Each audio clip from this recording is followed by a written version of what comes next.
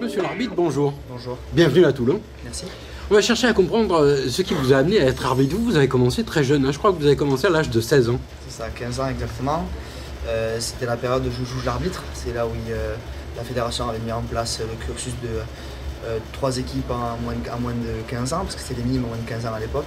Et donc du coup, c'était 2 équipes qui jouaient et une qui devait former des arbitres pour arbitrer avec un éducateur. Et du coup, ça m'a passionné et je me suis pris au jeu et voilà, j'ai pris goût à l'arbitrage et du coup, j'ai continué jusqu'à aujourd'hui. Et du coup, vous avez peu joué en fait. Non, j'ai continué à jouer jusqu'à... Ah, vous avez été joueur et arbitre en même temps. Exactement. Je pense que j'étais... Qu'est-ce qui vous a plu? Insupportable. Je pense que j'étais insupportable.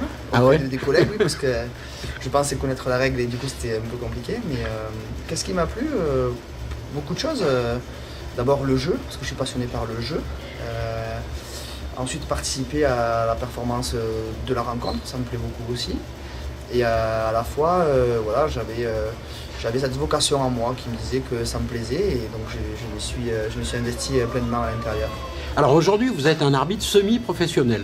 Professionnel. Professionnel complètement. Voilà, oui. Vous ne faites donc que ça, vous avez un contrat avec la Fédé. Oui. Et c'est votre métier. Oui. Donc le prochain objectif pour vous, c'est la Coupe du Monde.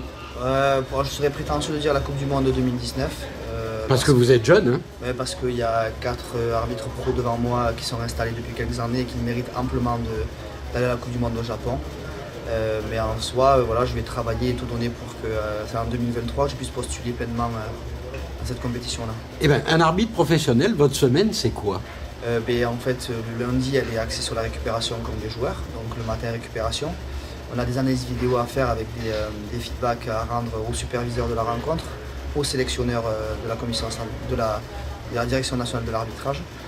Et en plus de ça, ou les comptes rendus qu'on doit faire avec les entraîneurs qui nous échangent après le match. Donc jusqu'au mercredi, on est axé sur le match qui vient de se dérouler. Et ensuite, à partir de jeudi, on se projette techniquement sur la performance qui arrive. Et au-delà de ça, on a des entraînements avec des données GPS à rendre tous les jours.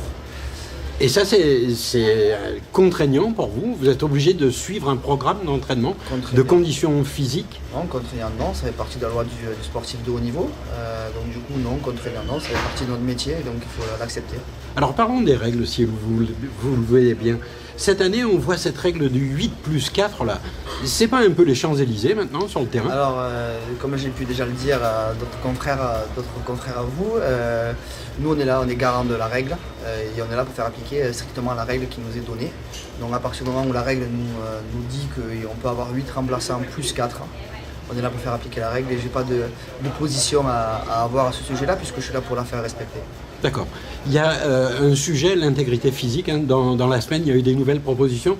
Vous avez une position par rapport à ça, un plaquage qui ne pourrait pas aller au-dessus du bassin? J'ai pas de position hyper technique, par contre j'ai une position en termes d'arbitre et garant de la règle et de la sécurité des joueurs. Notre devoir il est d'être garant de la sécurité des joueurs, donc faire en sorte de prévenir tous les risques qui peuvent être dangereux et qui mettent en danger les joueurs. Et à la fois, notre métier il est un peu ambigu puisqu'on va siffler une faute et quand la faute on la siffle, elle a déjà eu lieu.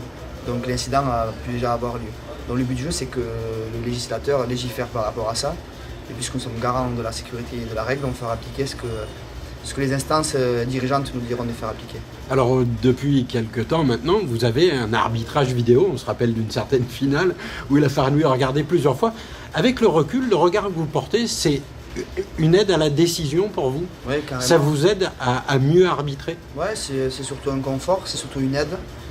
Parce qu'il se passe tellement d'actions, on peut imaginer sur un match de top 14, il y a entre 180 et 220 phases de mêlée spontanée, de ruck, et du coup ça va très très vite. On peut avoir un moment d'inattention quelque part, on peut avoir un placement qui ne nous permet pas de prendre la meilleure décision, et du coup on s'appuie sur la règle pour nous faire prendre la meilleure décision possible si on peut le faire. Donc pour vous c'est quelque chose qui a été bénéfique? Oui, et optimal, oui, tout à fait. Oui. Une dernière question. On dit souvent qu'en tant que joueur, il n'est jamais facile de venir à Toulon. Quand on est arbitre, on est dans quel état d'esprit quelques minutes avant un match du RCT? Les contextes pour moi, je fais abstraction totalement du contexte, que ce soit à Toulon, à Lyon, à Perpignan, où je respecte vraiment le lieu où je vais arbitrer. Et pour moi, c'est 2 équipes qui s'affrontent et à partir de là, le contexte m'importe peu. Eh bien écoutez, je vous remercie, je vous souhaite de joyeuses fêtes de fin d'année. Merci pareillement.